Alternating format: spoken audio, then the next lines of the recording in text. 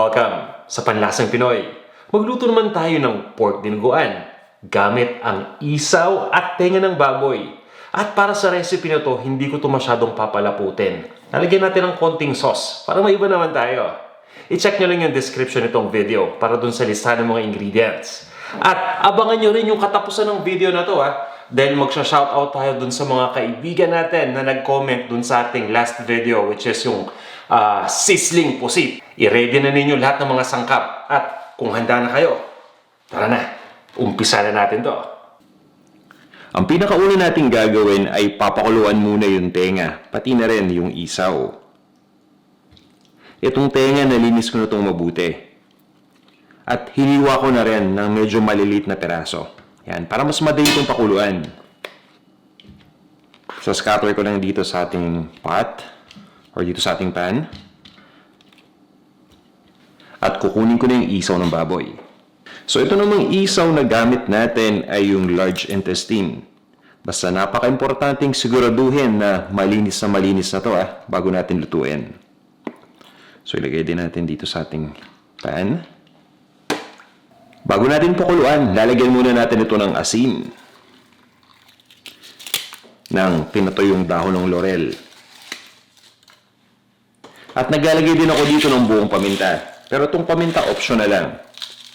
Makakatulong itong mga sangkap na to para makapagpabawas ng amoy ng tenga ng baboy at nitong bituka. At ilalagay ko na yung tubig.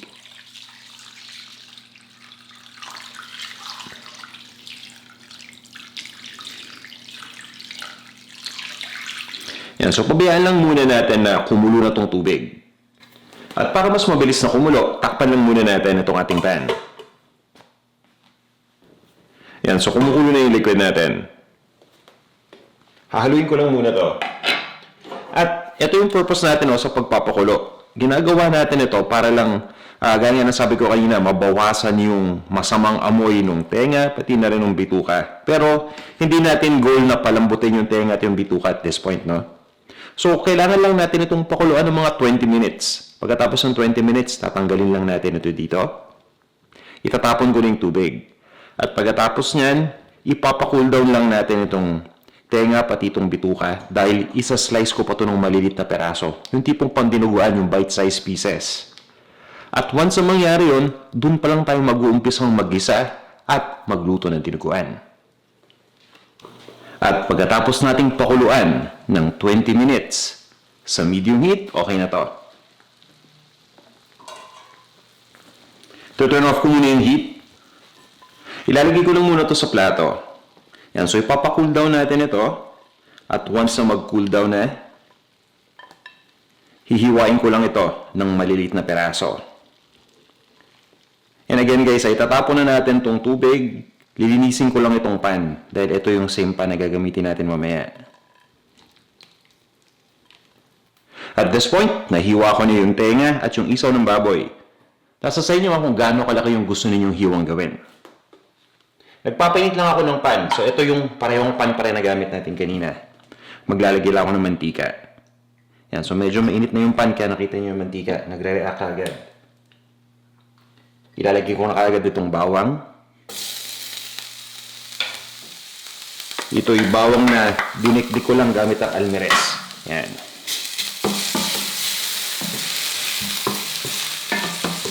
At habang ginigisa yung bawang, ilalagay ko na rin kaagad yung sibuyas.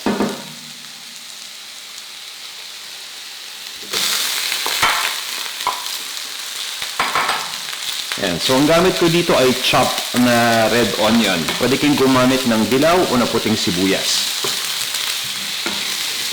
Itutuloy ko lang ang pag-isa dito hanggang lumambot na yung sibuyas. At pagkatapos niyan, ilalagay na natin yung pinakuluan at nahiwa nating parts ng baboy, which is yung tenga at yung bituka o yung isaw.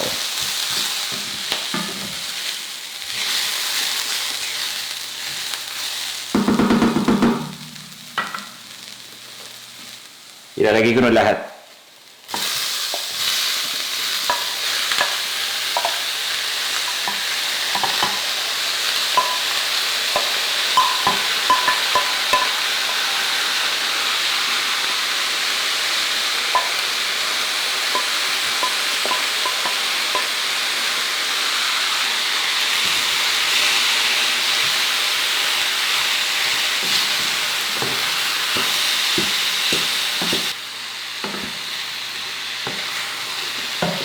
Itutuloy ko lang yung pag-isa dito hanggang sa ma-render na natin yung mantika o hanggang sa magmantika na to. Gagawin natin yun para mabawasan natin yung mantika. Kasi nga, alam naman natin na mamantika na itong mga parts na ginamit natin. So, para naman mabawasan yung mantika, i-render lang natin yan. Kukunin natin yung sobrang mantika, hindi na natin gagamitin yan. At pagkatapos, itutuloy na natin yung pagluto. Makalipas ang 15 minutes na pag-isa, ito yung magiging itsura. So, mapapansin ninyo, nag-shrink na yung tenga pati yung bituka. At nag-brown na rin yung ilalim ng lutuan natin dahil nga hindi ito non-stick. Pero huwag kayo mag-alala, i-deglaze natin yan mamaya. Dahil itong nakikita yung kulay brown, napakalasa niyan. At oo nga pala, no? Tinanggal ko na yung extra na mantika o yung excess na mantika. Yun yung na-render natin. Yun ang galing dito sa tenga pati dito sa bituka. So ngayon, sabi ko nga kanina, i-deglaze na natin ito.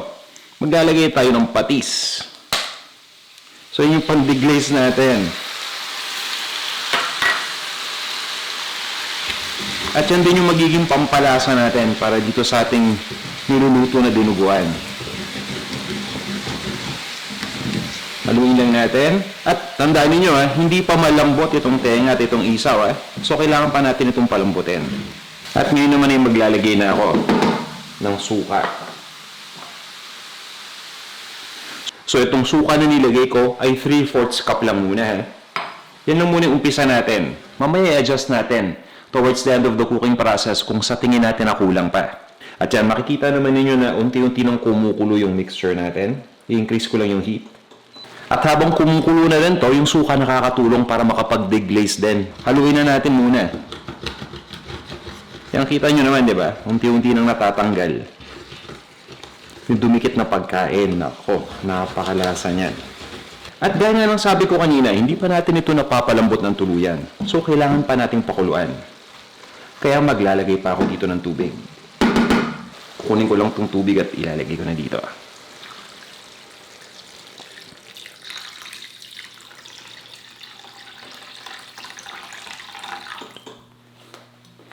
At maglalagay din ako ng laurel leaves o bay leaves na pinatuyo. Yan, para pampabawas pa ng amoy. Kanina pinakuluan na natin ito sa laurel para talagang sigurado tayo na maging maganda yung aroma nitong ating dish. Lalagyan ko pa.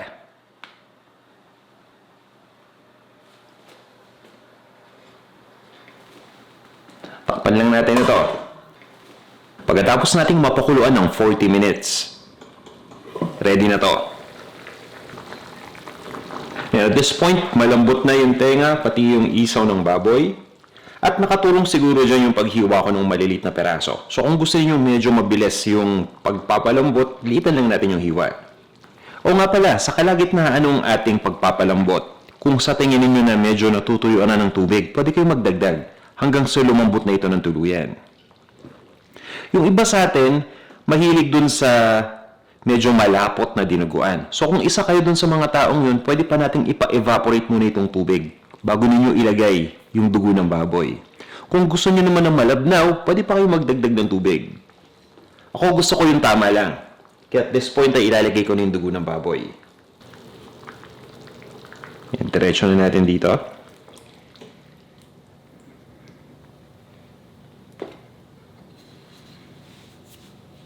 At hahaluin ko lang ito kaagad.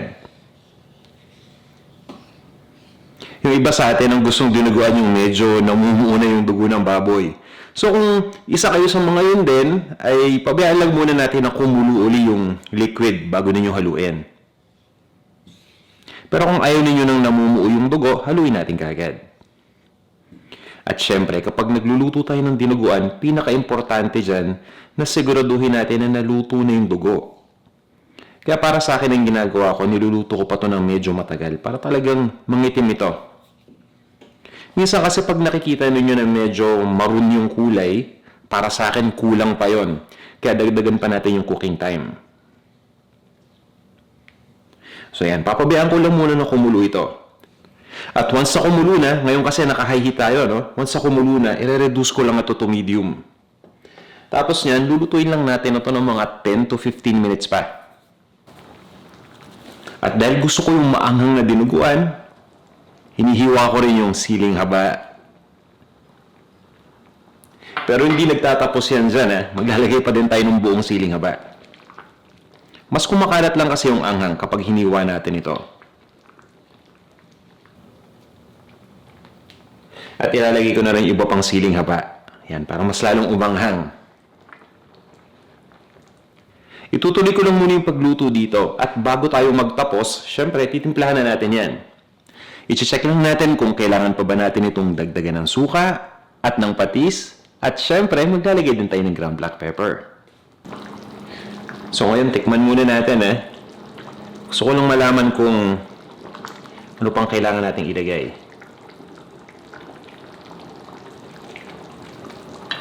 Alright. Kulang pa ng suka. Ito na yung suka natin. At kailangan din natin magdagdag ng konting patis pa.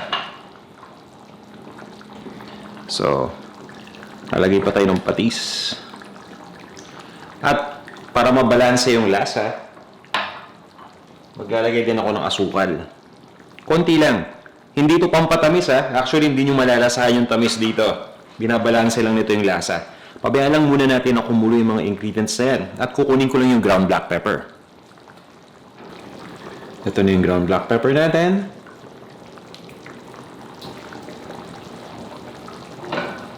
At yan, kulong-kulo na. So, haluin natin ulit.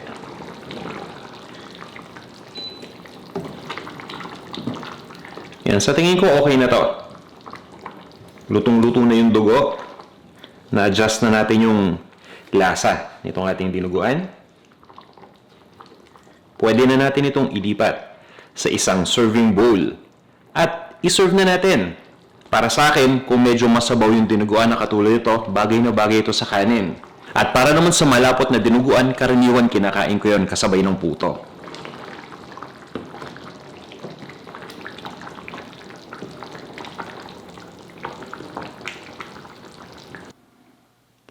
Ito na ang ating dinuguang isaw at tenga ng baboy. Tara na, kain na tayo! Sana ay nagustuhan nyo itong ating featured recipe ngayong araw na to. At gaya nga nang ipangako ko, mag-shoutout muna tayo dun sa mga kaibigan natin na nag-comment dun sa ating latest video. Hello sa'yo, Senli Beroya, Hyren Sarcasm II, Christian John Cabrera Yator, Jocelyn Mendoza, Japinas Wonders, Sheena Malaga alias Garlic Girl. Hello rin sa'yo, Mumalaya Kitchen, It's Me, Pipay, Hyren Mike Fever Eat, Christoph Book Warrior. Hello Elena Robles, Esmeralda Ramos, Choco Dip, May King, VC Castillo, Eriza Agustian Capuno, Cholo Baknat, Cook Jules TV. Hello rin sa'yo, Cool TV Family.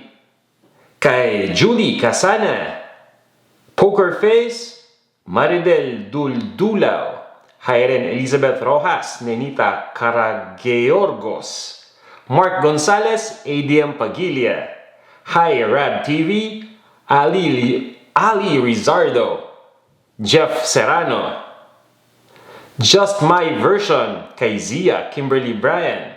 Hello Armani Perry, Probinsyanang Lumad, Katutubo. Hyren Happy Tummies, kay Emilyn Lee. Hello Christian Cagadas, kay Lord Patawad. Maria Marisa Alisondra, Hyren Chef Joey Cosinero TV. Hello Rosana Hayashi, Christina Villanueva. Lunar Equinox June Estrelier, Manoy Nonay Cook and Taste Channel. Jobay Pinoy Sarap, Kakik Kicks, Gismar A. Hello rin sa'yo, King Sniper Channel, Mac TV Cooking Vlog, Marie Eugene Jimena. Hi Maria Luisa Santos Vlog, kay Nathan Pascual. Foods etc. kay Juvelin Escobar. Hello rin sa'yo, April MC Bautista. Jonathan Rabino at kay Joe Maps TV, pati na rin kay Ilocano Taste. Fe Atay, Kitchenette Robles, Rainier Boy Pablico, Jimmy Gabriel, Hyren Mela Urbano, Marilu Joaquin, Armino Lucas Rupert Mateo Randro, ang haba ng kanyang pangalan. Hello rin sa iyo, Chef Mark TV. Andy Simple Cooking, Louis Levantino, Marilu Kapinpin, Chef Boy Pachamba, John Fred Salas, at dun sa mga hindi ko nabate, ipapahabol ko na lang. Ayun, so maraming salamat sa inyo sa pag-comment sa ating latest video. Sana huwag kayong magsawang manood ng mga videos natin dito sa Panlasang Pinoy. At tandaan niyo, kung nasa YouTube lang kayo palagi, may mga recipe tayo sa ating website which is panlasangpinoy.com. Makikita niyo lahat ng recipes ng mga videos na fini-feature natin dito. Sana ulit nagustuhan niyo itong ating featured recipe. Kung meron kayong mga suggestions, mga tanong, feedback, o anything, mag-comment lang kayo. Okay? Magkita-kita tayo ulit sa ating susunod na video. Hanggang sa muli.